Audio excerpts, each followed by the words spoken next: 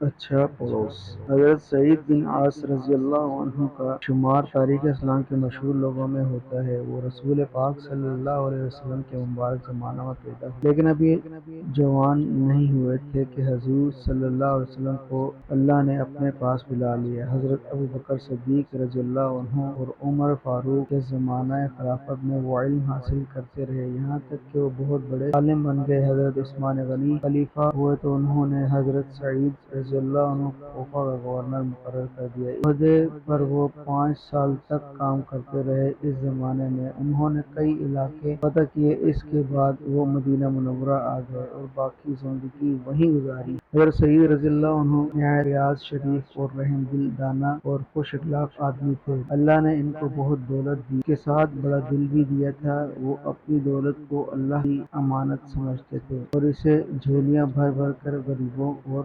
محتاجوں میں تقسیم کرتے رہتے تھے۔ وہ کہا کرتے تھے کہ جو علم سوال کرے اس کا سوال پورا کر دو، اور اس بات کا فیصلہ اللہ پر چھوڑ دو کہ وہ واقعی محتاج ہے یا نہیں۔ اسی طرح اگر کوئی شریف آدمی زمانے کے حالات کی وجہ سے غریب ہو جائے تو خود آگے بڑھ کر اس کی مدد کرو تاکہ وہ سوال کرنے پر مجبور نہ ہو جائے۔ حضرت سعید جو کہتے اس پر عمل بھی کرتے تھے۔ کسی کو دکھ درد میں مبتلا دیکھتے تو فوراً اس کی مدد کے لیے پہنچ جاتے، اس کو تسلی دیتے اور جس چیز کی اس کو ضرورت ہوتی مہیا کر دیتے۔ اپنے ہمسایوں کے ساتھ تو ان کا سلوک اتنا اچھا تھا کہ وہ لوگ ان کے شیدائی ہو گئے اور سچے دل سے ان کی عزت کرنے لگے۔ حضرت سعید رضی اللہ عنہ کے پڑوس میں ایک شخص محمد بن جحیم رہتا تھا۔ وہ تجارت کے ذریعے اپنی روزی کھاتا تھا، لیکن سخت فضول خرچ تھا، اس لیے ہمیشہ تنگ دست رہتا تھا۔ پھر اس کو لوگوں سے آئے دن قرض لینے کی عادت۔ کئی دفعہ ایسا بھی ہوا کہ جو قرض لیا اسے فضول خرچی میں اڑا دیا اور قرض خواہوں نے اسے گھیر لیا، مگر ہر بار سعید بن عاص اس کی مدد کو پہنچ جاتے، اس کا سارا قرض اتار دیتے اور اسے دوبارہ کاروبار شروع کرنے کے لیے روپیہ بھی دیتے۔ محمد بن جحیم کی بیوی ہر ایسے موقع پر اس کی غیرت دلاتی کہ تم بار بار سعید بن عاص کا احسان اٹھاتے ہو لیکن اپنی بری عادت کو نہیں چھوڑتے۔ وہ وعدہ کر لیتا کہ اب فضول خرچی نہیں کروں گا اور نہ کسی سے قرض لوں گا، لیکن وہ برے راستوں کی صحبت میں بیٹھ کر اپنا وعدہ بھول جاتا، پھر سب مال ضائع کرتا۔ ایک دفعہ محمد بن جحیم نے ادھر سے ادھر یہ رقم لے کر بہت سامان تجارت خریدا اور اسے کسی دوسرے شہر میں فروخت کرنے کے لیے روانہ ہوا۔ جب وہ چلنے لگا تو ایک تاجر نے بھی اس کو کچھ روپیہ دیا کہ وہ واپس آتے وقت اس کے لیے تجارتی مال خرید کر لائے۔ محمد بن جحیم نے دوسرے شہر میں اپنا سامان بیچ کر خوب منافع کمایا، لیکن اس کی عقل پر پتھر پڑ گئے۔ جو کچھ کمایا وہ بھی اور تاجر کا روپیہ بھی سب فضول خرچی میں برباد کر دیا۔ جب واپس آیا تو بالکل خالی ہاتھ تھا۔ اس تاجر اور دوسرے قرض خواہوں کو ان حالات کی خبر ہوئی تو اس کو سخت غصہ آیا۔ انہوں نے محمد بن جحیم کو بہت برا بھلا کہا اور رات دن اپنے قرض کا تقاضا کرنے لگے۔ ایک دن تنگ آ کر اس نے اپنی بیوی سے کہا کہ تم سعید بن عاص رضی اللہ عنہ کے گھر والوں کے پاس جاؤ اور ان سے مدد مانگو۔ بیوی پہلے ہی ان حرکتوں سے تنگ آئی ہوئی تھی۔ اس نے کہا خدا کی قسم نہ میں اس کے پاس جاؤں گی اور نہ تمہیں جانے دوں گی، آخر بے غیرتی اور بے شرمی کی بھی کوئی حد ہوتی ہے۔ محمد بن جحیم نے کہا پھر تم ہی اب بتاؤ کیا کروں؟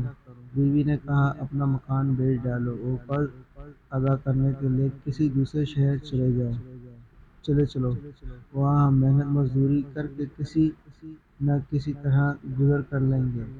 محمد بن جحیم کا دل تو نہیں مانتا تھا، لیکن اس میں اس کے سوا قرض اتارنے کے سوا اور کوئی صورت بھی نہ تھی۔ مجبوراً لوگوں سے کہا کہ اپنا سامان فروخت کرنا چاہتا ہوں۔ مکان بہت عمدہ بنا ہوا تھا۔ فوراً ایک شخص 50,000 درہم پر خریدنے کے لیے تیار ہو گیا۔ جب وہ رقم لے کر آیا تو محمد بن جحیم نے کہا یہ تو مکان کی قیمت ہے، لیکن مجھے اپنے پڑوس کی قیمت بھی چاہیے۔ خریدار نے حیران ہو کر کہا پڑوس کی قیمت کا کیا مطلب ہے؟ کہیں پڑوس بھی بکتا ہے کیا؟ محمد بن جوہیم نے کہا ہاں بھائی ضرور بکتا ہے، تمہیں معلوم نہیں سعید بن عاص رضی اللہ عنہ کی پڑوسی بننے سے کیا فائدہ؟ جب تمہیں کسی چیز کی ضرورت ہوگی سعید رضی اللہ عنہ تمہیں اصرار کر کے دیں گے۔ کوئی مصیبت تمہیں پیش آئے گی تو سعید رضی اللہ عنہ فوراً تمہاری مدد کو پہنچیں گے۔ تم ان سے برائی کرو گے تو وہ اس کے بدلے میں نیکی کریں گے۔ تمہارے سر پر کوئی بوجھ آ پڑے گا تو سعید رضی اللہ عنہ اسے اپنے سر پر اٹھا لیں گے۔ جب شخص کو ایسا بڑا پڑوس مل جائے اس کو اور کیا چاہیے؟ خریدار نے کہا بھائی تم سچ کہتے ہو، ایسا پڑوس تو کسی اچھی قسمت والے ہی کو ملتا ہے۔ اچھا تو میں اس کی یہ کہ مقامی قیمت کے علاوہ 10,000 درہم دینے کے لیے تیار ہوں۔ محلے کا ایک شخص ان دونوں کی گفتگو سن رہا تھا، اس نے فوراً جا کر سعید بن عاص رضی اللہ عنہ کو ساری باتیں بتا دی۔ انہوں نے اسی وقت 1,00,000 درہم محمد بن جوہیم کے پاس بھجوائے اور کہلا بھیجا کہ تم مکان نہ اسی میں رہو، تم میرے پڑوسی اور میں تمہارا پڑوسی، مگر خدا کے لیے شیطان کے مرید نہ بنو۔ دوبارہ وہ بار بار تم کو بہکاتا ہے اور تم اس کا کہنا مان کر اپنے آپ کو مصیبت میں ڈال دیتے ہو۔ کیا تم نے نہیں سنا کہ اللہ فضول خرچی کرنے والوں کو دوست نہیں رکھتا اور فضول خرچ آدمی شیطان کا بھائی ہوتا ہے؟ محمد بن جوہیم کو حضرت سعید رضی اللہ عنہ کا پیغام ملا اور ساتھ ہی 1,00,000 درہم بھی، تو اس کو بڑی شرم آئی اور اس کے دل کی آنکھیں بھی کھل گئی۔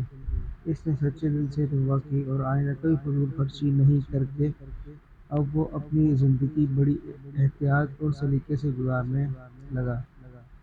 اس طرح جلد ہی اس کا شمار شہر کے خوشحال تاجروں میں ہونے لگا۔ کہتے ہیں کہ اس نے سعید رضی اللہ عنہ کی زندگی سے جو سبق حاصل کیا اسے زندگی بھر یاد رکھا اور ان کی طرح ہمیشہ غریبوں، محتاجوں اور اپنے پڑوسیوں کے کام آتا رہا۔